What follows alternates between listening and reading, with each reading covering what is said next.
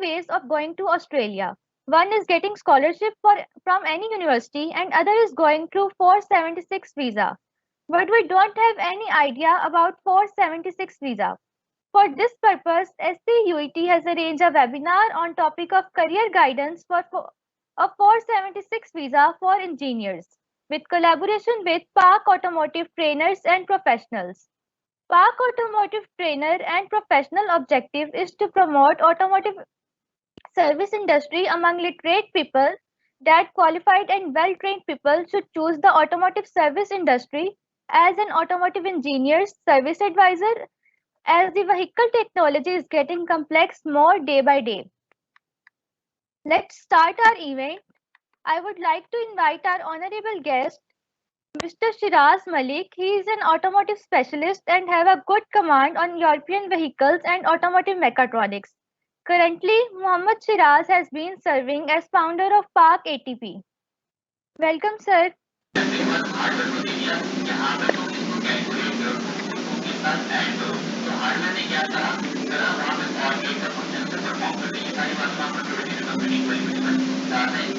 Sir, you can start, unmute your mic and start.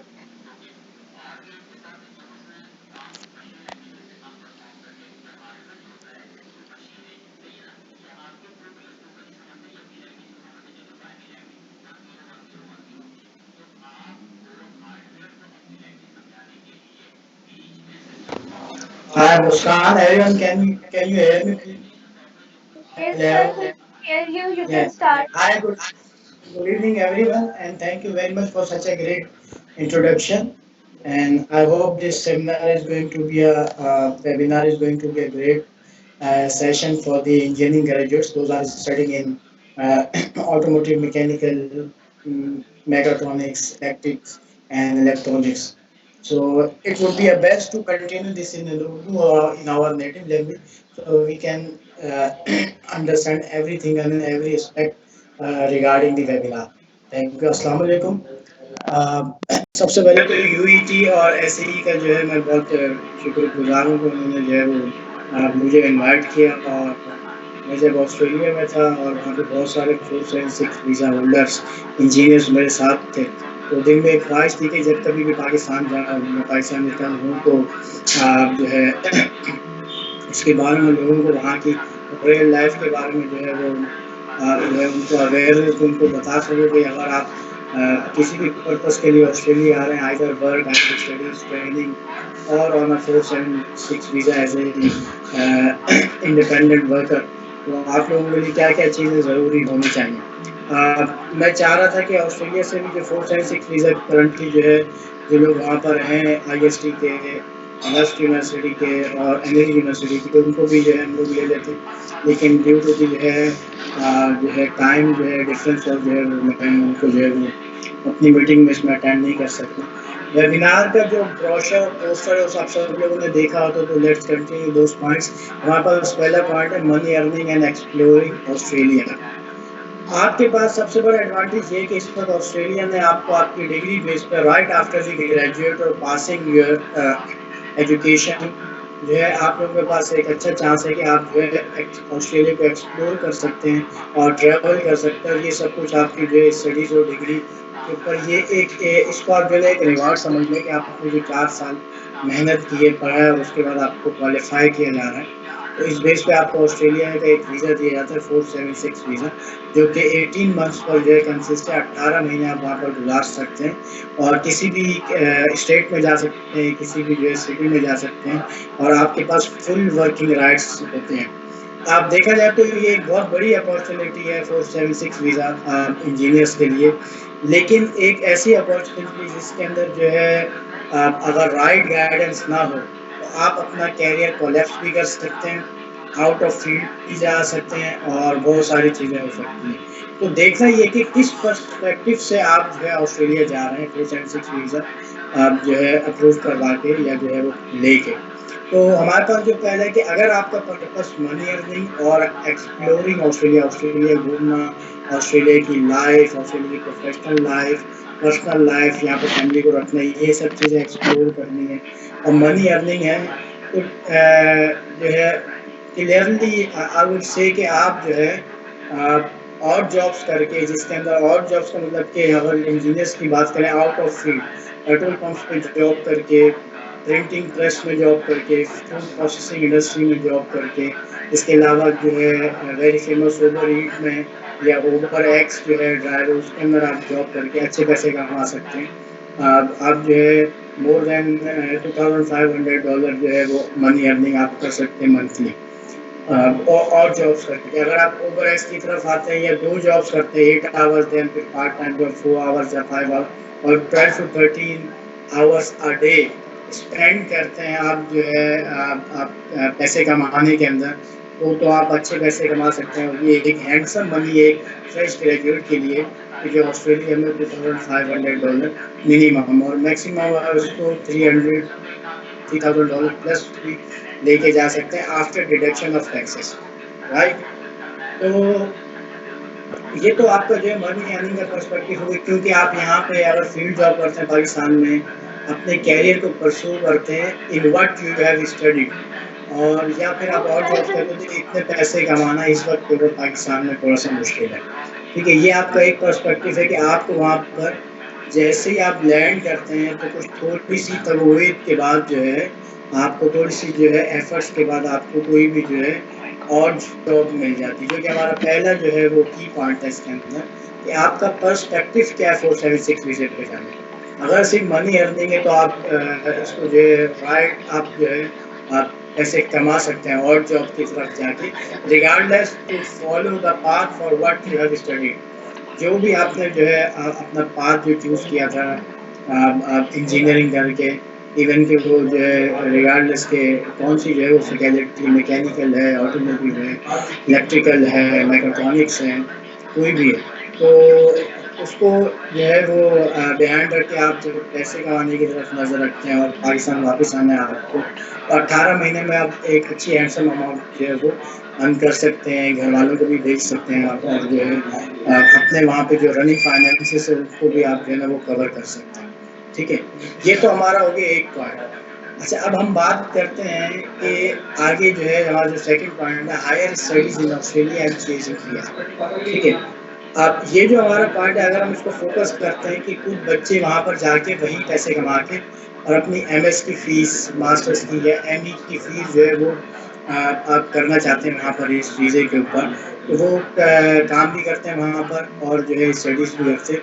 तो जितना मेरा एक्सपीरियंस रहा है और जो लोग वहाँ पर मेरे साथ रहे 476 वीज़ा के जो फ्रेश ग्रेजुएट्स रहे मेरे साथ थे, मेरी टीम में थे, मेरे कॉन्टैक्ट में थे, मेरी नेटवर्किंग में थे, तो इसके लिए कि वहाँ पे फीसेस थोड़ी सी हाई है, आपकी फीसेस महंगी है। Australia is considered a bit expensive country for the education expenditures, तो खर्चे वहाँ पे ज़्यादा है एजुकेशन के।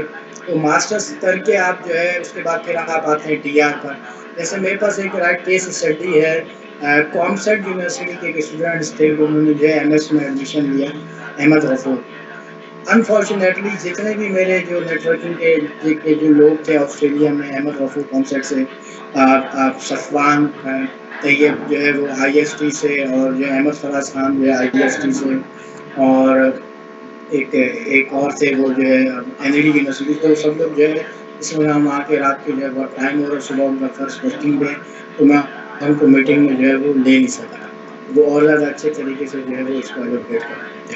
यानी तो अब जो है जो अहमद है कॉमसेट से, उन्होंने जो है वो वहाँ पर एमएस किया आईटी में, और उसके साथ अपनी और जॉब्स जारी रखी, और अब जो है वो टीआर वीज़े पर वो आ गए हैं, यानी कि उनको टेम्परेरी रेजिडेंस जो है वो अब कुछ ही दिनों में मिल जाएगी।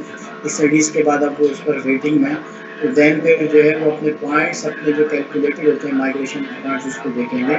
इस चीज़ को आपने अपने माइंड में रखना है कि अगर आप वहाँ स्टडीज़ करते हैं उसके आपको पॉइंट्स मिलते हैं, रीजनल एरिया में जाकर अगर आप स्टडीज़ करते हैं तो उसके भी आपको एक्स्ट्रा पॉइंट्स मिलते हैं टुवर्ड्स दी माइग्रेशन पॉइंट्स। मैं माइग्रेशन पॉइंट्स की बात कर रहा हूँ, जो कि टीआर के लिए आपको चाहिए होते हैं, परमानेंट रेजिडेंसी ऑफ ऑस्ट्रेलिया। ठीक है, तो अब वो टीआर वीज़े पे, टीआर में जो भी उनका एक्सपीरियंस होगा, अगर वो फील्ड से रिलेटेड है for what he studied in Australia और बैक इन पाकिस्तान, जो कुछ भी उसने पाकिस्तान में पढ़ा और जो कुछ भी ऑस्ट्रेलिया में उसने स्टडीज़ की,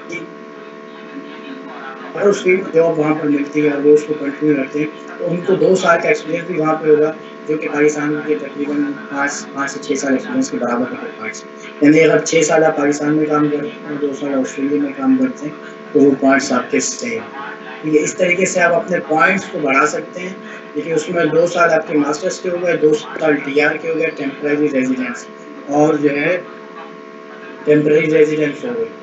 तो उसके बाद फिर जो आपका एक्सपीरियंस और ऑस्ट्रेलियन स्टडी और बैचलर की स्टडीज और as points, you should not be more than 32 years, so then you will get full marks for your age, full points for your age. तो ये पॉइंट्स मिला के आप जो है अपने पॉइंट्स कवर कर सकते हैं। अगर मैं सिंपली मैकेनिकल इंजीनियर की बात करूँ तो इस वक्त कंपटीशन बहुत हाई है पीआर के लिए। आप इवन वहाँ पर स्टडीज भी करते हैं और पैसे कमाते हैं, 476 वीज़ा पर पैसे कमाते हैं, और उसके बाद फिर अपनी स्टडीज़ पर जो है वो आप जो है स्पेंड करते हैं और टीआर लेते हैं, टीआर में जॉब करते हैं। तो आपके जो पॉइंट्स हैं मैकेनिकल इंजीनियर के लिए, वो इस वक्त क्लोजिंग पॉइंट्स हैं लास्ट मेरी अपडेट तक, यानी कि 1 week ago, 85 points out of 100। 85 points आपको चाहिए being a mechanical engineer to get the PR और to apply for the PR. आप 80 पर भी कर सकते हैं, आप 75 पर भी कर सकते हैं, लेकिन ये प्रायोरिटी बेसिस पे है कि 85 पर 80 पर लोगों को मिल रहे। और मैकेनिकल इंजीनियर्स का रश इतना ज़्यादा है इमिग्रेशन एप्लीकेशंस में कि if you are less than 85, then maybe you have to wait for 2 years, 3 years or 4 years, something like that. Or if you are in Australia, then you have to apply regularly for the bridging visas. Bridging visa जो है कि एक term होती है वहाँ पे कि आप आपके एक वीज़े से दूसरे वीज़े के दरमियान अगर गैप है और उसमें वेट करना पड़ा और जानना नहीं चाहते, तो कुछ टर्म्स एंड कंडीशन पे आपको ब्रिजिंग वीज़ा मिल जाते हैं वहाँ पे, वहाँ स्टे करने के लिए। तो ये तो आपका जो है मास्टर्स के लिए है, मनी अर्निंग के लिए भी मैंने आपको एक्सप्लेन किया। अच्छा, इसके अलावा हमारे पास कुछ और चीज़ें हैं जो कि आप जो है कर सकते हैं अपने पॉइंट्स बढ़ाने के लिए और पीआर को जो है ना वो अब पीआर को जो है वो अचीव करने के लिए। जैसे कुछ चीज़ें ऐसी हैं आपके पास कि superior points in English, like you are going to take your PT Pearson test or IELTS test and you got superior score, 9 in each module of IELTS, or 88 to 90 something, 86 to 90 जो है आप score करते हैं PT के अंदर अपने English test में, superior है। प्रोफेशनल ईयर की ट्रेनिंग आप करते हैं, वहाँ पर एक इंटर्नशिप टाइप के मॉड्यूल है वहाँ पर ऑस्ट्रेलिया में जो 1 साल का होता है। इसमें आपको अबाउट $15,000 जो है वो पे कर देते हैं। तो वीक में आपको 2 दफ़ा जो है उस ट्रेनिंग में जो है ना वो आपको अटेंड करनी होती है, बाकी दिन आप काम कर सकते हैं कुछ भी, रिगार्डलेस कि आप अपनी फील्ड में कर रहे हैं या आउट ऑफ फील्ड जॉब कर रहे हैं। तो प्रोफेशनल ईयर के ऊपर आप स्पेंड भी कर सकते हैं वहीं से कमा कर, और उसके अंदर आपको 5 पॉइंट्स भी आपको मिल सकते हैं। सेम आप रीजनल एरिया में आप मूव करते हैं, रीजनल एरिया वो जो मेट्रोपॉलिटन से हटकर होते हैं, अलग है।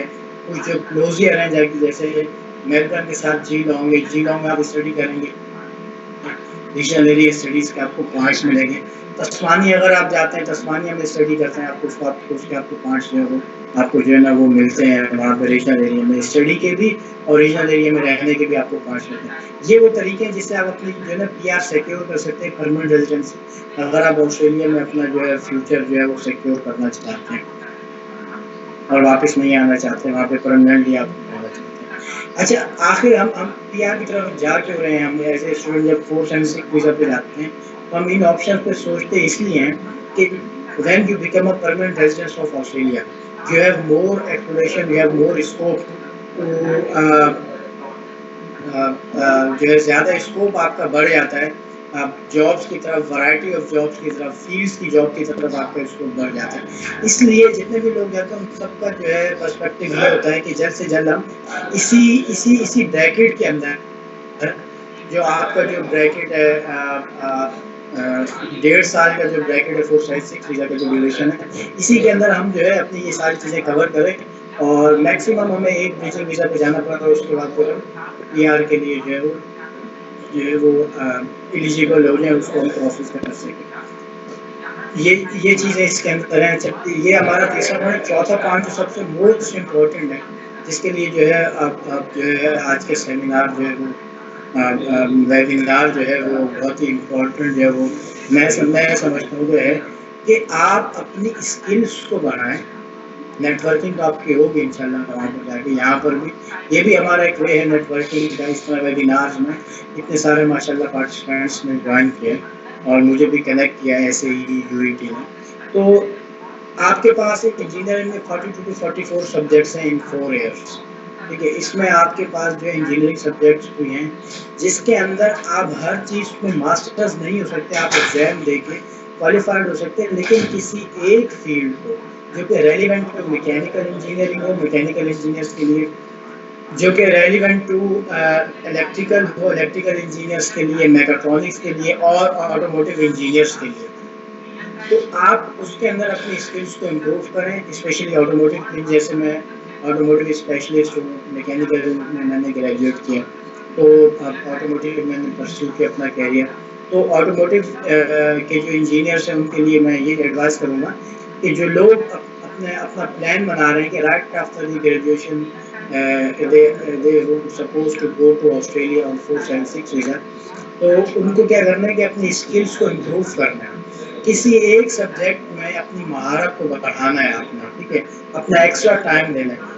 जो भी आप 8 से 4 अपना टाइम स्पेंड कर रहे हैं अपनी यूनिवर्सिटी में या ऑनलाइन क्लासेस के अंदर, आपकी प्रोफेशनल डेवलपमेंट जो है वो 8 टू 4 के बाद स्टार्ट होती है कि आप कितना पर्सनली फोकस्ड है किसी एक सब्जेक्ट के अंदर जिसमें आपको स्पेशलाइज होना है। ठीक है, तो हमारे पास 2 टर्म्स है कि jack for all, none of master from them. ठीक है, तो हम लोग हर चीज़ जानते हैं लेकिन किसी एक चीज़ में हमें स्पेशलाइज होना है, मास्टर होना है। तो आपने अपने सब्जेक्ट्स पे फोकस करना है, उसमें किसी एक चीज़ के अंदर अपनी स्किल्स को बढ़ाना है, स्किल्स की ट्रेनिंग्स लेनी है, एक्स्ट्रा ट्रेनिंग्स लेनी है, और जो है उसके अंदर प्रैक्टिकल हैंड्स ऑन को जो है ना वो ग्रिप मजबूत करनी है।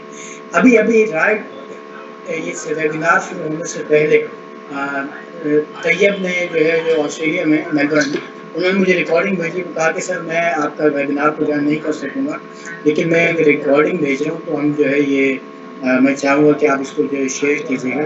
तो मैं जो ये डायरेक्टर है मीडियम उस्मान आसिफ, को मैं शेयर कर दूँगा।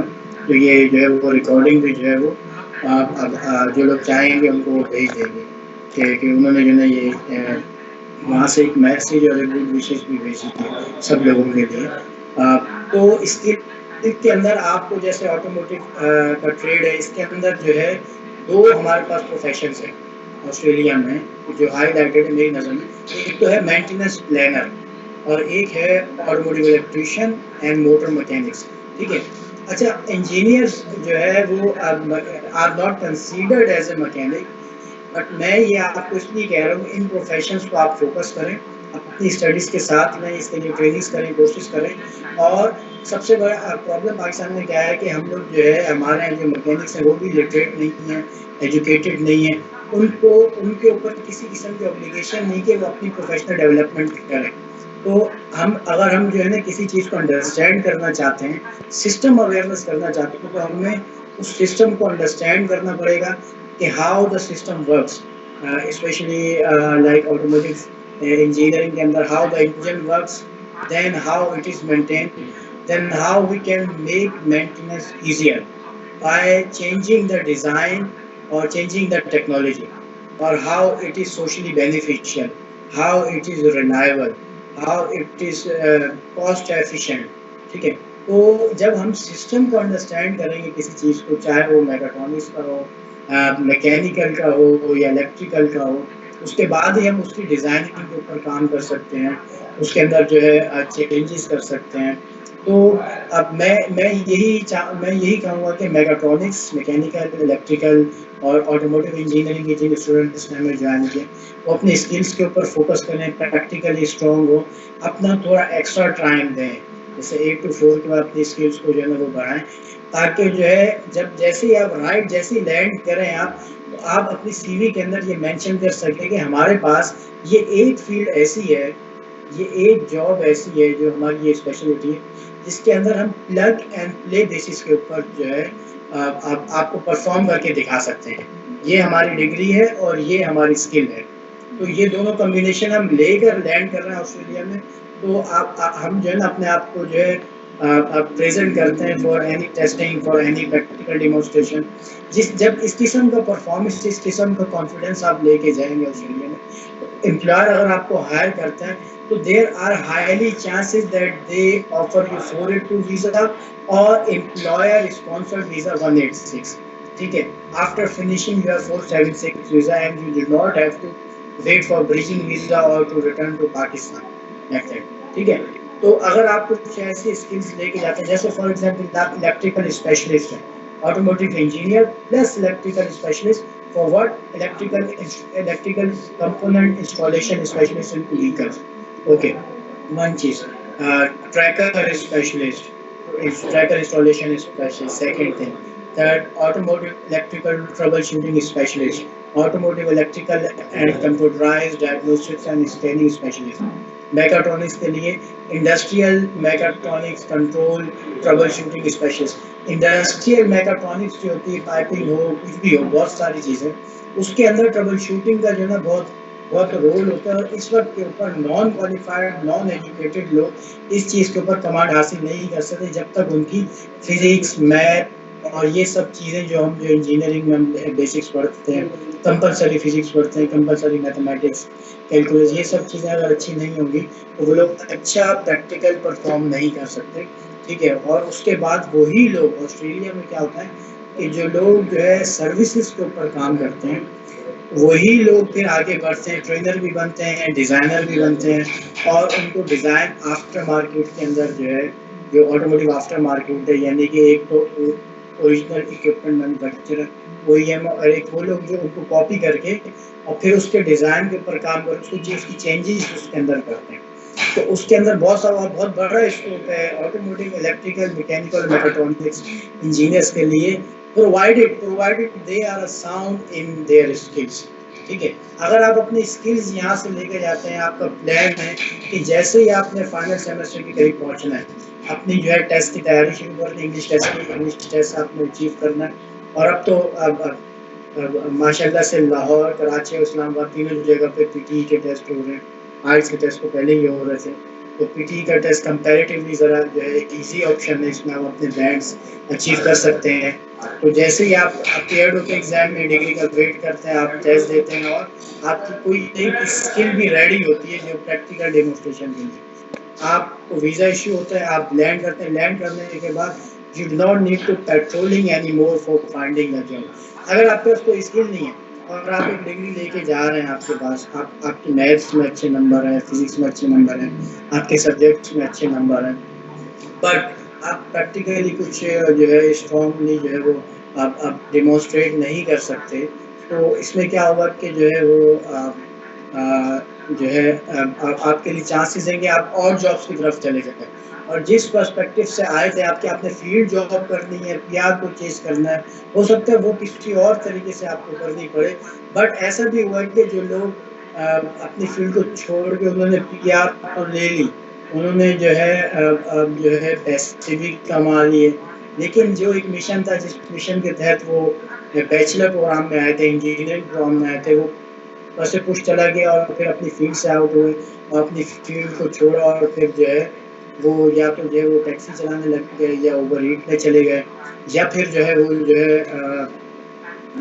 पेट्रोल पंप की जॉब में चले गए, स्टोर में चले गए, ग्रोसरी में चले गए, और फिर जो है अब ये एक जो है पुरानी स्टोरी हो गई कि वो कभी इंजीनियर थे। ठीक है, तो राइट आफ्टर द ग्रेजुएट आपके पास जो है सबसे बड़ी रिस्पॉन्सिबिलिटी क्या है कि आपको जो है वो अपनी प्रैक्टिकल स्किल्स को अपने साथ जोड़े रखना है, ग्रेजुएशन के बाद भी और ग्रेजुएशन के दौरान भी, और उसके बाद फिर जो है डिग्री के साथ साथ आपने ये बताना है कि हम प्रैक्टिकल इंजीनियर भी हैं। इसका ना सिर्फ आपको पाकिस्तान में फ़ायदा होगा बल्कि बाहर भी फ़ायदा होगा। ठीक है, तो ये एक पॉइंट है। अच्छा, और इसके अंदर क्या है कि जो जितने भी लोग वहाँ पे गए हैं, अच्छा एक IST के एक स्टूडेंट है, वो प्रिंटिंग में काम कर रहे थे 14 से 15, उन्होंने बहुत अच्छे पैसे कमाए, प्रोफेशनल ईयर में एडमिशन लिया, PTE में नंबर लिए, और एक नाटी ऑप्शन होता है हमारे पास, नाटी कहते हैं हम, कम्युनिटी लैंग्वेज में टेस्ट हैं, जैसे हमारी उर्दू है, उर्दू और इंग्लिश को जो है वो कंबाइन करके ट्रांसलेशन करके टेस्ट देते हैं, उसके आपको पॉइंट्स मिलते हैं माइग्रेशन के लिए, पीआर के लिए। तो वो ये सब पॉइंट्स मिला के जो है, और दिन रात जो मेहनत की है प्रिंटिंग में, उससे जो पैसे कमाए वो अपनी पीआर के लिए स्पेंड किए। ठीक है, तो उसके ऊपर स्पेंड किए और फिर पीआर तो ले ली, लेकिन अब उनको जो है उस पर्सन को तकरीबन 3 साल हो गए अपनी स्टडी से आउट हुए हुए, जो कुछ वो पढ़ कर आए थे पाकिस्तान से मैकेनिकल इंजीनियरिंग, और मैकेनिकल इंजीनियरिंग में काम भी नहीं किया, वो उससे जो आउट हो गया। तो ये डिपेंड करता है कि आप किस पर्सपेक्टिव से ऑस्ट्रेलिया जाना चाह रहे हैं। डिग्री जो है जिसके लिए आपने 4 साल लगे, वो तो आपको लेके जा रही है, लेकिन वहाँ पे further development towards your career path, right, और towards your speciality field for what you love to work in. ठीक है, आपको थोड़ा सा एक्स्ट्रा मेहनत करनी है, अपना टाइम मैनेज करके अपनी स्किल्स को अपग्रेड करना है, वट एवर आप इलेक्ट्रिकल हैं, आईटी के हैं, मैकेनिकल के हैं, ताकि आप जाके वहाँ डिमोन्स्ट्रेट कर सकें और ये बता सकें कि अगर हम प्लग एंड प्ले बेसिस पर काम नहीं कर सकते, एटलीस्ट हम बेसिक लेवल पर जो है हम सेफली अपनी जो है प्रैक्टिसेस को जो है वो शो करवा सकते हैं, परफॉर्म कर सकते हैं। तो इस तरीके से क्या होगा कि आपके पीआर के चांसेस करीब होंगे और फील्ड के अंदर आप जॉब करते हो आगे बढ़ेंगे। और आई गारंटी यू कि जब आपको पीआर मिलती है अपनी फील्ड की जॉब करते हो, आपके पास बहुत ज़्यादा हायर चांसेस ऊपर जाने के। सेमिनार वहाँ पर ट्रेनिंग इतनी ज़्यादा होती हैं, और जो है ट्रेनिंग फोरम बहुत हैं वहाँ पर, और जो है रिसर्च फोरम है इतने सारे, आफ्टर मार्केट्स हैं वहाँ पर। यानी आफ्टर मार्केट में स्पेसिफिकली ऑटोमोटिव इंडस्ट्री के बारे में कह रहा हूँ कि 2 मार्केट्स होती है, एक होती है ओईएम, ओरिजिनल इक्विपमेंट मैन्युफैक्चरर, और एक जो होती है वो होती है आफ्टर मार्केट, जो कि ओईएम के बाद दूसरे नंबर पे काम करते हैं, जिसमें डिजाइनिंग भी है, जिसमें रिसर्च भी है, यानी कि विंटेज कार्स को रिस्टोर करना है तो उसके लिए नई इंडस्ट्रीज लगाना। विंटेज कार्स सिर्फ वर्कशॉप तो नहीं बनती, बल्कि उसके लिए प्लांट्स भी बनाए जा रहे हैं। यूरोप में बन चुका है, ऑस्ट्रेलिया में भी काम हो रहा है, क्योंकि लोग विंटेज कार्स और क्लासिक कार की एक पॉलिसी, एक लेगेसी है, लव करते हैं वो लोग इन गाड़ी को चलाना, ऑन करना। उसके लिए ऑस्ट्रेलिया ने सोचा कि इसके लिए इंडस्ट्री लगाई जाए, प्लांट्स लगाए जाए, उस पर विंटेज कार्स पे काम हो सके। तो बहुत बड़ा सेक्टर वहाँ पे मौजूद है, जिसके अंदर अब रिसर्च, डिजाइनिंग है, उसके अलावा सर्विसेज हैं। सर्विसेज के अंदर आपका रिपेयर, मेंटेनेंस, ट्रबल शूटिंग है, ठीक है। और ये मेरे लिए एक ऑनर की बात है कि society of automotive engineers Australia and Asia में जो है मुझे आप एक प्रपोजल भेजा कि हम जो है ऑटोमोटिव ट्रांसमिशन, इन ऑटोमेटिक ट्रांसमिशन, उसके जो है सर्विस स्टैंडर्ड्स को रिव्यू कर रहे हैं। तो आप अपना जो है एक जो है वो आप जो है वो हमें जो है ना क्लॉज बना के दीजिए कि हम उसमें क्या क्या चीज़ें ऐड करें। So I started my career as a trainee mechanic और trainee engineer, you can say, right after the graduation, and now I am automotive professional and have been considered to review the standards of society for automotive engineers Australia. ठीक है, तो practical skills के अंदर आपको ज़्यादा focus करना है, trainings करनी है, आप अपनी जो आपके जो कंपलसरी सब्जेक्ट्स हैं उसमें से कोई एक चीज़ आपने उठानी है और उसको फोकस करना है कि ऑस्ट्रेलिया के अंदर क्या क्या प्रोफेशनल्स अवेलेबल हैं। अगर आप मैकेनिकल इंजीनियर, तो mechanical engineer is a mother of engineering, mother of technology. उसमें आप इंडस्ट्रियल इंजीनियरिंग एक अलग फील्ड है, मेंटेनेंस प्लानर एक अलग फील्ड है, heavy duty engines repair specialist एक अलग फील्ड है, माइनिंग एक अलग फील्ड है। माइनिंग का बहुत बड़ा स्कोप है और बहुत ज़्यादा हाई पे है, क्योंकि आपको रीजनल एरियाज में आउट ऑफ द सिटी जाकर जो आपको काम करना पड़ता है। स्पेशली जो है जैसे डार्विन का एरिया, नॉर्दर्न टेरिटरी है, बहुत ज़्यादा गर्म है और डिजर्ट भी है, वहाँ पर आपको हायर पे दी जाती है। लेकिन माइनिंग में सेफ्टी जो है वो बहुत ज़्यादा कंसिडर की, हर फील्ड के अंदर कंसिडर की जाती है, बट माइनिंग में एक्स्ट्रा ऑर्डिनरी सेफ्टी को कंसिडर किया जाता है। उसके कोई कोर्सेज आपने किए हुए, ट्रेनिंग की हुई है माइनिंग के अंदर, तो आपको जो है ना जाते ही आपको जो है बहुत ज़्यादा हाई चांसेस हैं कि आपको जो है अच्छे पैसों के साथ जॉब मिल जाए। और ऐसा भी होता है कि एम्प्लॉयर आपकी परफॉर्मेंस से खुश होकर आपको जो है वो, और आपको जो है ना रिकॉग्नाइज करके आपको 482 वीज़ा ऑफर कर दीजिए, कहलाते हैं टेम्परेरी शॉर्ट स्किल वीज़ा, यानी कि 4 ईयर्स प्रोग्राम का ये वीज़ा होता है।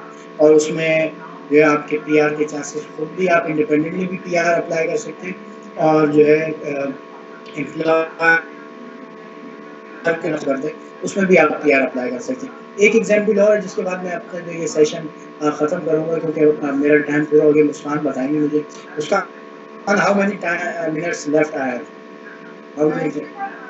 कंटिन्यू कर सकते हैं। मेरा एक क्वेश्चन है कि जी जी लेट्स बोलिए। सपोज कि मैंने अपनी स्किल्स पे काम कर लिया, मेरा सीजीपीए भी अच्छा है और मुझे सॉफ्टवेयर्स भी आते हैं 3-4। अब मैं ग्रेजुएट हो गई हूँ, एज एन ऑटोमोटिव इंजीनियर मैं ग्रेजुएट हो गई हूँ। अब मैंने 476 के लिए अप्लाई करना है, तो क्या क्या प्रोसीजर होगा और इसकी रिक्वायरमेंट्स क्या क्या होंगी? ठीक, अच्छा, मैं ये अपनी बात खत्म कर लूँ, फिर हम क्वेश्चन आंसर के सेशन में आते हैं। तो उसमें मैंने आपका सवाल समझ लिया, मैं आपको बताता हूँ। अब वहाँ पर मैं एक कॉन्फ्रंट हुआ एक लेडी से, कराची की लेडी थी। आप अभी अभी मैं जो है ना उनका नाम जो है वो बिल्कुल अभी अभी मैं भूल गया। तो उन्होंने जो है वो आप जो है एजुकेशन में जो है वो बैचलर किया हुआ था, बीएड किया हुआ था। वो बीएड बेस पे वहाँ पर ऑस्ट्रेलिया आई, और ऑस्ट्रेलिया आने के बाद उन्होंने अपनी जो है वो फर्दर स्टडीज एजुकेशन में ही जो है वो कंटिन्यू की मास्टर्स किया हुआ। तो उसके बाद जो है उन्होंने मास्टर्स किया। मास्टर्स के दौरान क्या हुआ कि उनको शौक हुआ इटालियन फूड की कुकिंग का और इटालियन फूड को सीखने का, क्योंकि वो उनको बीएड लेवल की जॉब वहाँ पर ना मिल सके। बीएड तो उन्होंने किया था, लेकिन उसके साथ कुछ ट्रेनिंग्स थी वो नहीं थी उनके पास, जिसकी वजह से एजुकेशन के अंदर उनको कोई अच्छी जो ना मिल सकी। तो उन्होंने एक इटालियन फूड पे काम शुरू किया, और फिर Italian food as a waiter काम किया, और फिर जो है वो शिफ्ट हो गए किचन के अंदर, और वहाँ पे इटालियन फूड को बनाने का काम सीखना शुरू किया एज ए शेफ। तो कंपनी ने उनकी मेहनत देख के उनको ट्रेनिंग्स ऑफर कर दी।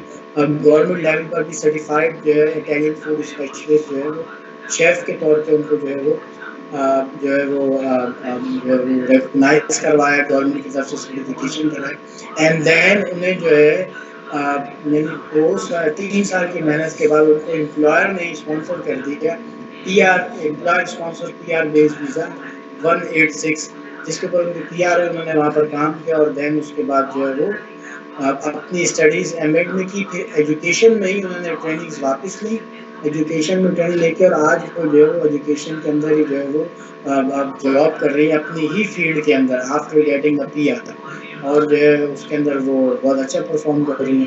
तो मेरी उनसे मुलाकात हुई थी वहाँ पर मेलबर्न के रीजनल एरिया में मुलाकात हुई, मेलबर्न से थोड़ा बाहर वहाँ पर। तो ये चीज़ है। हम क्वेश्चन आंसर की तरफ आते हैं। मुस्कान आसिफ का क्वेश्चन था कि जो है हमें क्या करना होगा। तो आज का जो वेबिनार है ये तो एक्चुअली स्पेसिफिकली था कि वहाँ जाने के बाद आपको अपना स्टे कैसे एक्सटेंड करना है, अपने पीआर के चांसेस कैसे बनाने हैं, अपने कैरियर पाथ को कैसे लेके चलना। और अगर आपका कोई ऐसा एजेंडा है ही नहीं कि आपने एज ए इंजीनियर अपने जो है कैरियर को परस्यू करना है, तो फिर आप पैसे भी अच्छे कमा सकते हैं। ऐसा नहीं कि आप पैसे नहीं कमा सकते, मेहनत करके और जॉब करके। मुस्कान आसिफ की इस क्वेश्चन की तरफ आते हैं कि मुझे करना क्या होगा अगर मैंने अपनी स्किल्स बढ़ा ली, प्रैक्टिकल को स्ट्रॉन्ग कर लिया, कुछ ट्रेनिंग्स ले ली, गवर्नमेंट की सर्टिफिकेशंस ले ली, सीजीपीए अच्छा कर लिया, डिग्री भी ले ली।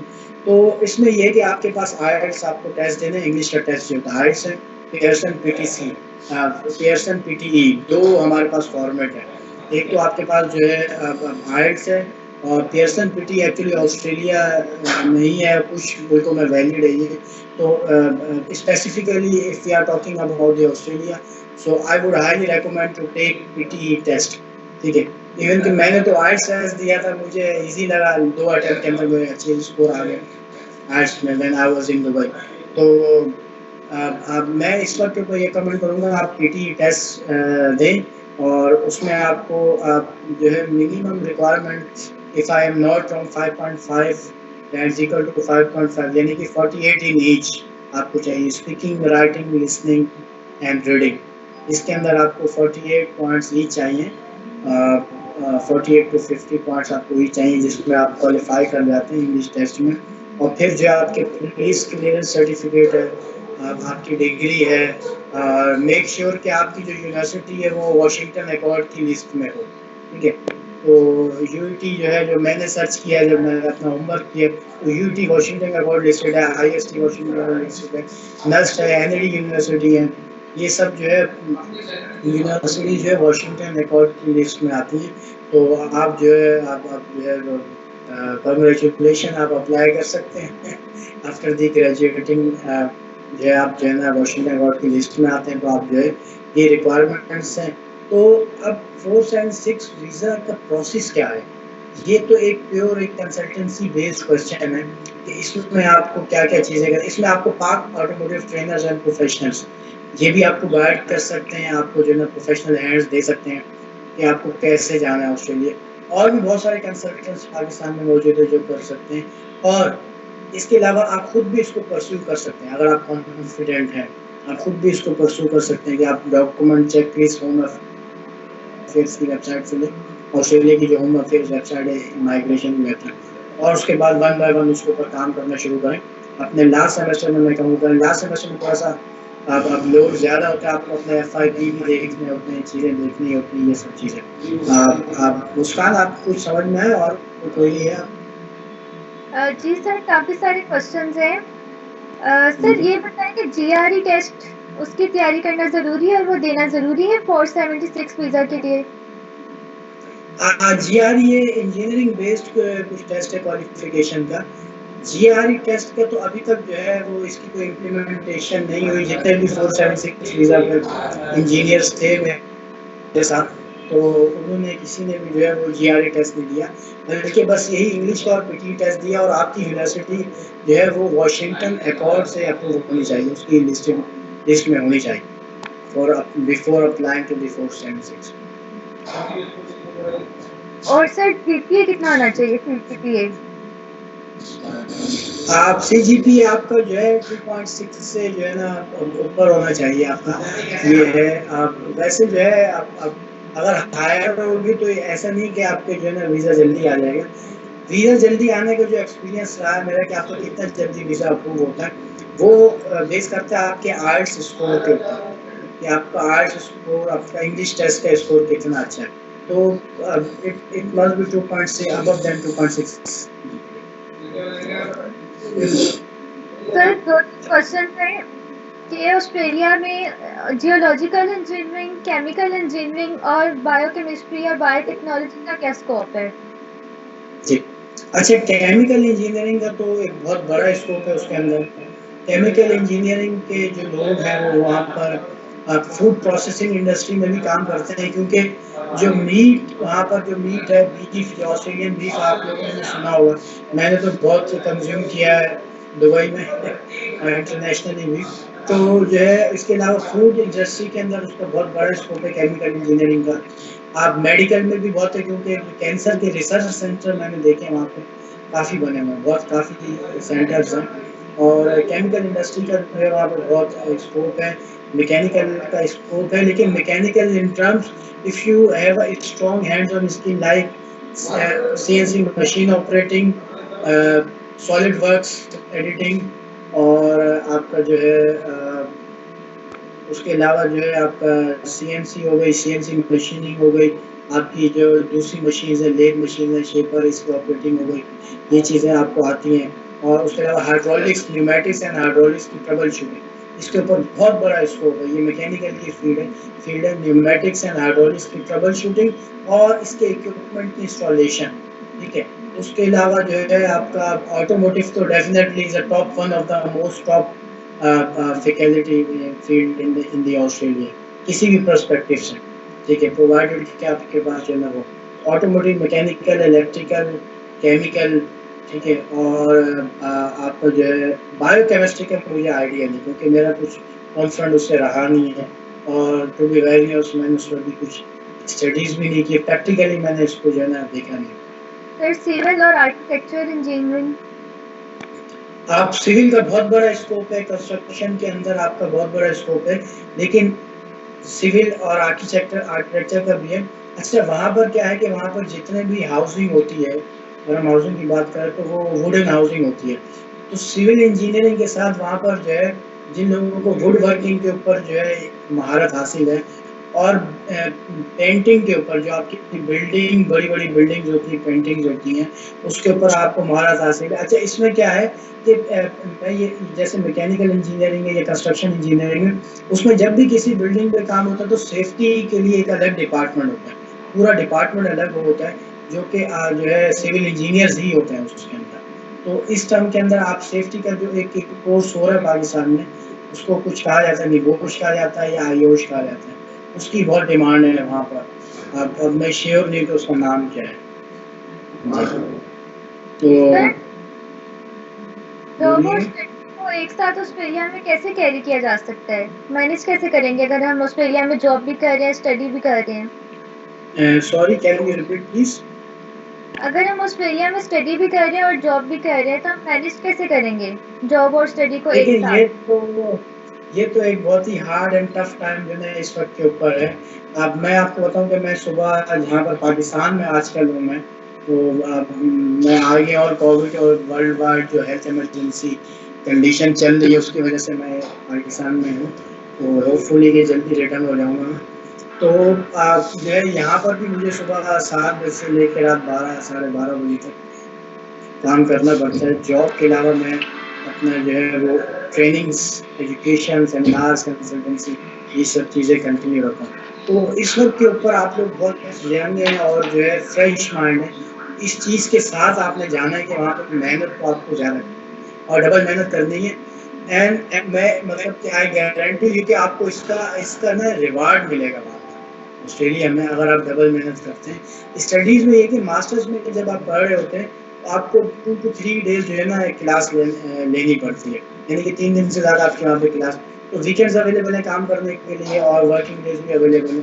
3 दिन में से कुछ यूनिवर्सिटीज में ऐसा होता है कि आप जो है ना 3 आवर्स का एक सेशन लेना या 4 आवर्स का एक सेशन लेना इनफ, ठीक है, फुल सेशन लेना। इस तरीके से आपके ब्रैकेट्स बनते चले जाते हैं और आप जॉब और स्टडी को करते हैं। है अगर हम और जॉब कर लें 18 मंथ्स के लिए और फिर रीजनल एरियाज में स्टडी करें, then can we attain PR easily? जी, ये आप डिपेंड करता है आपके पॉइंट्स के ऊपर कि आप एज ए मैकेनिकल इंजीनियर या इलेक्ट्रिकल इंजीनियर या ग्रेजुएट इंजीनियर की कोई भी आपकी जो है ना वो स्पेशलिटी हो, आप 3 महीने के लिए और जॉब बिल्कुल कर सकते हैं और उसके बाद आप जो है रीजनल एरिया की तरफ मूव हो सकते हैं। जैसे आप, मेरे पास एक एग्जांपल है, एक स्टूडेंट थे आईएसटी के, Islam institute of space technology Islamabad के।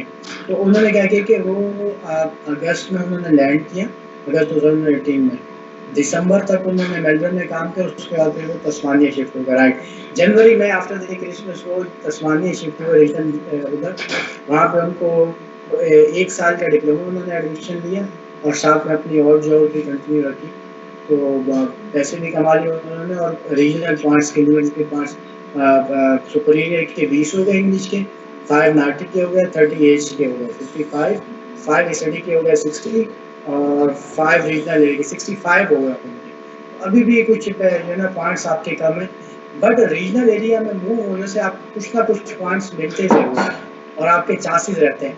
एक चीज़ और है कि आपको रीजनल एरिया की जो गवर्नमेंट है, स्टेट जो है, वही आपको नॉमिनेट कर देती प्रोविजनल पीआर पे टुवर्ड्स दी 489, जो कि अब शायद चेंज हो गया, उसको 485 से चेंज कर दिए, बट सेम पर्पस है कि प्रोविजनल पीआर पर आप चले जाते हैं 4 साल के जी। Sir, how can we move towards innovation to empower our country rather than pursuing a job? Sorry, can you repeat it again? How can we move towards innovation to empower our country rather than pursuing a job?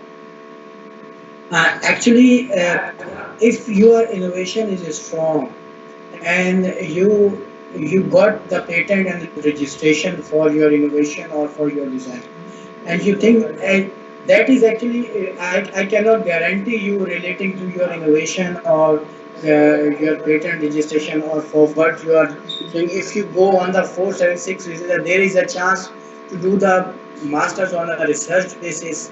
You can go through that towards innovation rather than doing the job. Okay, so these all totally depend on what you innovate and what you take fits you. That is also again I come on that point that you have to work hard during your studies and bring your innovation with you over there. Otherwise, there is a chance to do the masters on research basis masters, and you can go towards innovation. Otherwise, there is the very simple way that you chase PR through the skills and then come on what you want. अच्छा sir, आपने कहा ना कि इस subject में masters करना चाहिए, हमें अपना स्किल्स को इम्प्रूव करना चाहिए, तो 48 सब्जेक्ट्स में से हम एक सब्जेक्ट कैसे चूज करें कि हमने इस सब्जेक्ट में कमांड हासिल करनी है? आप अच्छा अच्छा मेरे मेरे जो जब मैं पढ़ रहा था तो 44 थे, अगर आप 48 हो गए तो आप ऐसा है कि आप जो है इसको इस तरीके से कर सकते हैं कि आपका इंटरेस्ट किसके अंदर है और किस सब्जेक्ट का स्कोप ऑस्ट्रेलिया में है। ठीक है, ऐसा नहीं कि अगर किसी सब्जेक्ट का स्कोप ऑस्ट्रेलिया में है और आप उसको पढ़ना ही नहीं चाहते हैं, यानी आपने उसको सिर्फ एग्जाम पास तक रखे कि आप क्वालिफाई कर जाएं, आप सेमेस्टर में से जो है ना आपकी कोई सपना है आप उसको पास कर जाएं और जो है उसके बाद उसको कर लें, लेकिन आप सिर्फ इसलिए पढ़ रहे हैं कि ऑस्ट्रेलिया में उसका स्कोप है, तो हो सकता है कि आप उसमें जो है ना लैग कर जाएं क्योंकि आपका इंटरेस्ट उसके अंदर नहीं है। आपको ये फाइंड करना है कि किस एक पर्टिकुलर सब्जेक्ट में या दो अगर हम ऑटोमोटिव इंजीनियरिंग की बात करें तो इसमें आपके पास इलेक्ट्रिक्स भी, ऑटोमोटिव मैकाट्रॉनिक्स है, आपके पास जो है बॉडी डिज़ाइन है, ऑटोमोटिव मैन्युफैक्चरिंग है, इसके अंदर से आप कोई भी चीज़ उठा सकते हैं। उसके बाद फिर हम जो है उसको सर्च कर सकते हैं लिस्ट के अंदर, प्रोफेशंस, लिस्ट ऑफ प्रोफेशंस के अंदर के जो ऑस्ट्रेलियन गवर्नमेंट ने अप्रूव किए हैं इंजीनियरिंग के हवाले से, उसमें हम देखते हैं कि उसका स्कोप कहाँ मौजूद है और फिर राइट स्टार्ट उसको टारगेट बना के और फिर उसके ऊपर हम जो है अपनी प्रिपरेशन स्टार्ट करते हैं कि थोड़ा थोड़ा टाइम दे के उसके ऊपर, यानी अपनी स्टडीज से, अपनी ऑब्लिगेटरी स्टडी से हट कर उसके ऊपर काम करें पर्सनली, तो आपकी स्किल्स ग्रूम होगी। अब वो in the form of attending the trainings, in the form of browsing, in the form of networking, whatever you want. Sir, as a mechanical engineer कोई स्पेसिफिक सॉफ्टवेयर्स जिन पे हमें work करना चाहिए? आप आपका इस वक्त तो मौजूद है एनसिस है, क्रियो है, सॉलिडवर्क्स के लिए आपके सॉफ्टवेयर है। इसके अलावा एक इलेक्ट्रिकल वायरिंग डायग्राम का डिज़ाइन का भी है, उसका नाम अगर मैं गलत हूँ मल्टीज़म 40 के नाम से एक सॉफ्टवेयर है इलेक्ट्रिकल वायरिंग डिज़ाइन का, तो इलेक्ट्रिकल इंजीनियर्स भी उसको कर सकते हैं, ऑटोमोटिव इंजीनियर्स भी उसको जो है वो आप जो है वो कर सकते हैं। कंट्रोल वायरिंग डायग्राम उसमें सब सिंबल्स मौजूद है कि आपको अगर कोई सिस्टम दिया जाता है आप उसको परफेक्टली सॉफ्टवेयर यूज़ करते हो कैसे उसको डिज़ाइन कर सकते हैं। जी हाँ, तो ये मेरी नॉलेज में और भी सॉफ्टवेयर हो सकते हैं आगे। अच्छा, एक चीज़ और है कि आपको सैप के ऊपर भी काम आना चाहिए जो कि मैनेजमेंट सिस्टम है। सैप जो है ना बहुत ही स्ट्रांगली जो है ना मैं रेकमेंड करता हूँ क्योंकि आपको जो है सैप जो है ना आपकी सर्विस इंडस्ट्री में भी है और आपकी जो है वो इंडस्ट्रियल इंजीनियरिंग का पार्ट भी है, माइनिंग में भी है, सब जगह पर सैप का यूज़ हो रहा sir,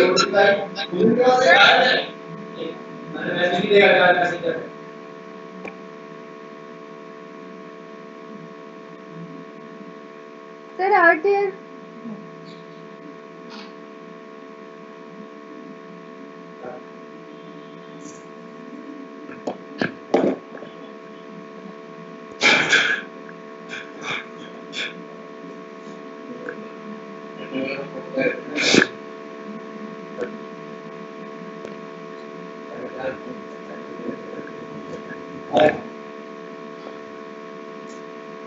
sir are there friendship opportunities in Australia?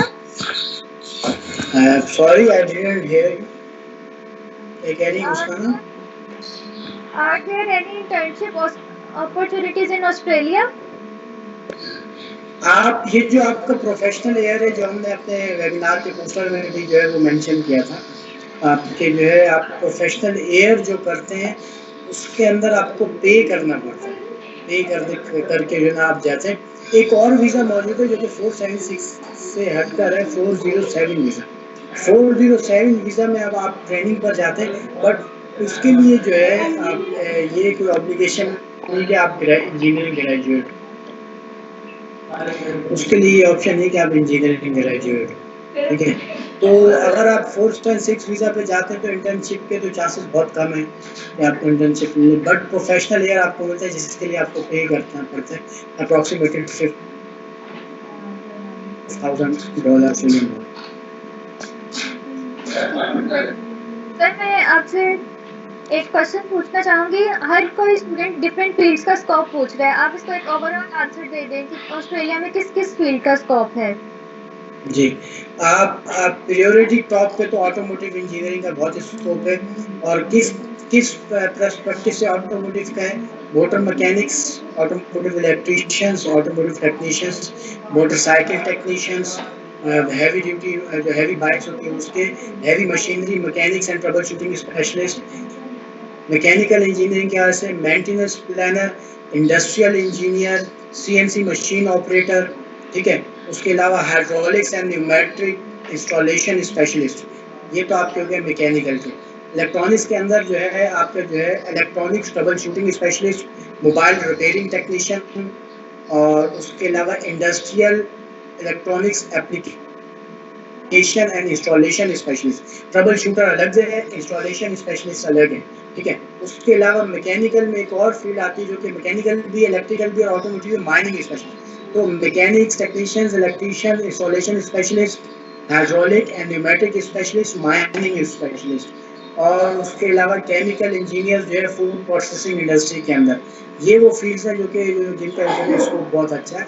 अच्छा, मैकेनिकल इंजीनियर से हट कर डॉक्टर्स का, नर्सेस का और फिजियोथेरेपिस्ट का भी बहुत बड़ा स्कोप है, लेकिन वो हमारा टॉपिक नहीं है कि हम तो स्पेसिफिकली इंजीनियर्स के लिए जो है वो बात करें। तो ये वो फील्ड्स हैं जो कि जो है वो टॉप पर है, जिसके अंदर जो है स्किल्स अच्छी हो तो आपको जॉब मिलने की, फील्ड में जॉब मिलने के चांसेस हैं, पैसे कमाने के चांसेस और पीआर करने के चांसेस हैं। सर अगर हम रीजनल एरियाज में स्टडी करने के बाद भी हमारे पॉइंट्स मेंटेन नहीं कर पाते तो हमें पाकिस्तान वापस आना पड़ेगा। जी बिल्कुल, आपको पाकिस्तान वापस आना पड़ेगा। एक तो चांस ये है, दूसरा चांस ये कि आप फर्दर वीज़ा अप्लाई करें किसी भी स्टडी प्रोग्राम के अंदर, आप मास्टर्स में करें या किसी शॉर्ट डिप्लोमा में करें, और जब तक वो वीज़ा आता है, जैसे ही आपका 476 वीज़ा खत्म होगा तो आप एक ब्रिजिंग वीज़ा लेते हैं, 3 महीने का, 6 महीने का, 4 महीने का। उसमें आपको फुल वर्किंग राइट्स होते हैं सेम एज ए 476, और फिर आपको स्टडी वीज़ा होता है तो उस पर आप वहाँ पर अपनी जो रेजिडेंस है, टेम्पररी रेजिडेंस, उसको आप एक्सटेंड कर सकते हैं, और फिर वेज आप ढूंढ सकते हैं कि क्या करना है। ये sir how can we prepare IELTS from now in very less time. आप आइल्स के लिए तो बहुत सारे फोरम है, मैं आपको यही रेकमेंड करूंगा कि आप आइल्स की वेबसाइट पे जाएं। एईओ पाकिस्तान जो है आईडीपी, वो लोग आइल्स का मटेरियल भी प्रोवाइड करते हैं, और कराची में भी बहुत सारे सेंटर्स बने हुए आइल्स के, और अब तो पीटीई भी जो है ना वो हो गया, तो आपको रीडिंग लिसनिंग इसके। अच्छा, इसमें दो फॉर्मेट होता है आपके पास आइल्स में, एक एकेडमिक है, एक जनरल ट्रेनिंग है। आप general training is much easier than academic, if because you are going on a 476 visa, not specifically on study visa, so you should go for general training, and there is not a much points you need. You only need a minimum 5.5 in each module, and for any engineer who has been recently graduated, so this is not a big deal to get the 5.5 bands, ठीक है। तो बहुत easy है ये, आप reading listening, इसके अलावा arts का कंप्लीट कोर्स मिलता है, 9 बुक्स उसके अंदर आर्ट्स कैम्ब्रिज की, आपको लाहौर में भी मिल जाएगा उर्दू बाजार से, कराची से अगर किसी ने हमें ज्वाइन किया है तो कराची में भी उर्दू बाजार से मिल जाएगा, सीडीज भी होती है उसके साथ, आप उसको जो है वो सुन सकते हैं।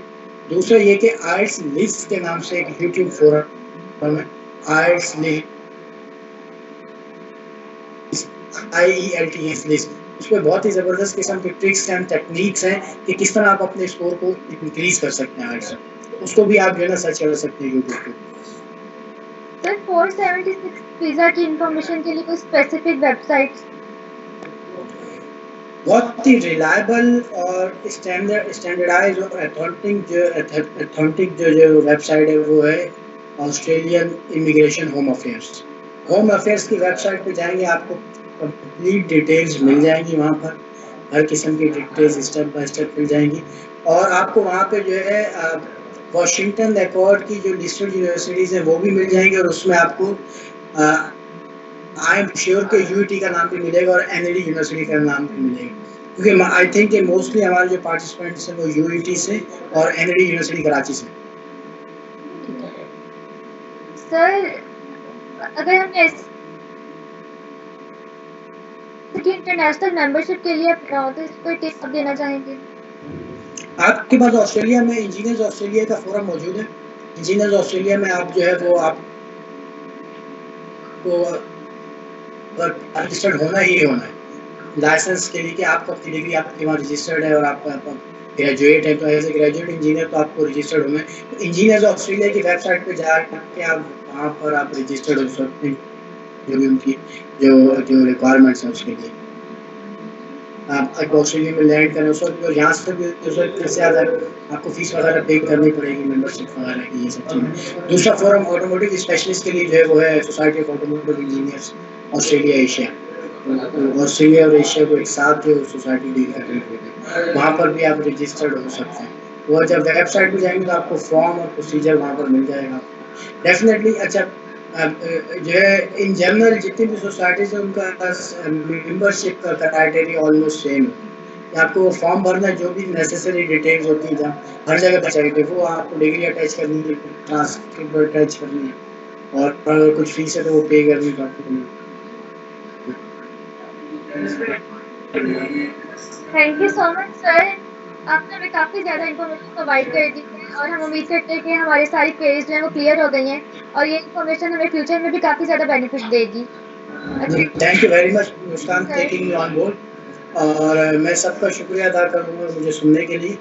और we are going to build a strong network in Pakistan, and this was my dream because I spent more than 9 years outside of Pakistan, in Dubai, UAE and in Australia. So अब ये शुरू से ख्वाहिश थी कि जो चीज़ें हमारे स्टूडेंट्स को, हमारे इंजीनियर्स को ना मिल सकी, हमें ना मिल सकी, वो हम आने वाले बच्चों को दें, आने वाले अपने जूनियर्स को दें, और जो है इस तरीके से नेटवर्किंग बिल्ड करेंगे। कल को अगर कहीं मेरी जॉब होती तो मुझे भी ऐसे ही बच्चों की ज़रूरत हो तो मैं उनको अपने साथ में अपने साथ जॉब पे लेके जाऊँ, जॉब पे रखूँ और हमारी नेटवर्किंग स्ट्रॉन्ग हो। तो होपफुली मुस्कान आसिफ अपना पूरा एफर्ट करेंगी, और हम इंशाल्लाह जो है बहुत जल्द यूएटी लाहौर का विजिट भी कर रहे हैं अपनी टीम के साथ। मेरे साथ भी बाकी लोग हैं, अली हैं, लहमीन हैं और नैयर हैं, इंजीनियर्स हैं ये लोग भी और हम लोग भी। हम लोग मिलके बहुत मेहनत कर रहे हैं और कोशिश करेंगे पाकिस्तान में स्पेसिफिकली ऑटोमोटिव इंजीनियरिंग की राइट इम्प्लीमेंटेशन हो। सर्विस इंडस्ट्री एक ऐसा सेक्टर है जिसमें हम बहुत बहुत अच्छे पैसे जो है रेवेन्यू भी कर सकते हैं, पाकिस्तान की इकोनॉमी में अपना ऐड कर सकते हैं, अगर इसकी डायरेक्शन राइट हो। ठीक है, अगर ये चीज़ें कंट्रोल हो, सिस्टमेटिक हो, तो आई रियली अप्रिशिएट ऐसे ही UET, Muskan Asif, UAT and their effort to get us engaged during this COVID-19 lockdown and emergency. Thank you, everyone. Take care, keep smiling, be happy, but on your own expenses. Thank you so much sir. Allah audience, Hafiz. हम आपके साथ feedback link share करेंगे, आपने उसको fill करना है, उसकी attendance की बेस पे आपको सर्टिफिकेट दिए जाएंगे, वो हम आपसे थोड़ी देर में शेयर कर देंगे। और ऐसे यूईटी के सारे इवेंट से अपडेटेड रहने के लिए ऐसे यूईटी के सोशल मीडिया प्लेटफॉर्म्स को आप फॉलो करें और लाइक करें, ताकि आपको फ्यूचर में भी सारे इवेंट्स की इंफॉर्मेशन मिलती रहे। लिंक्स हमने चैट बॉक्स में शेयर कर दिए हैं।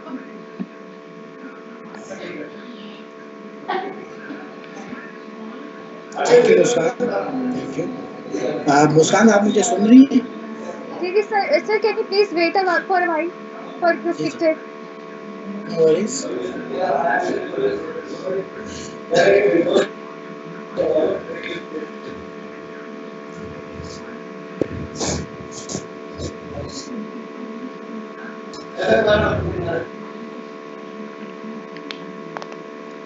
चैट बॉक्स में आपके साथ ऐसे यूईटी के लिंक्स शेयर किए हैं, आप उनको फॉलो कर लें।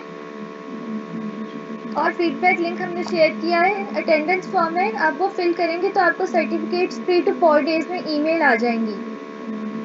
आई request everyone to turn on their cameras for picture.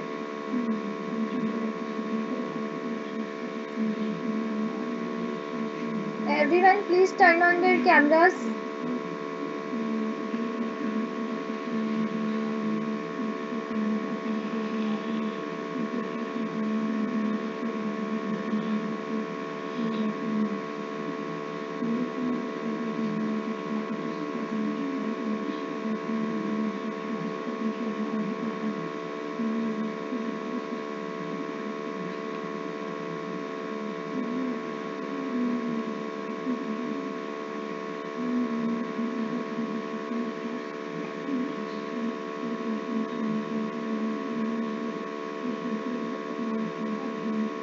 Please आप सब अपने कैमरास ऑन कर लें।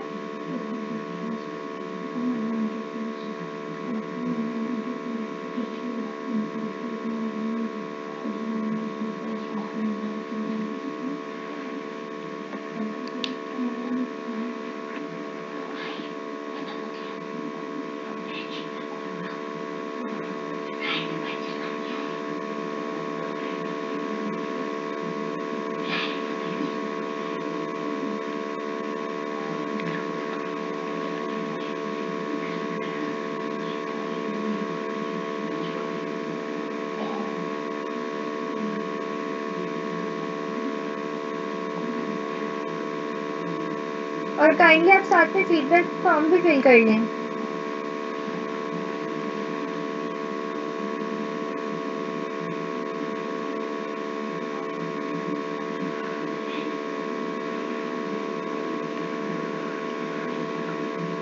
Sir Shiraz, you can lead.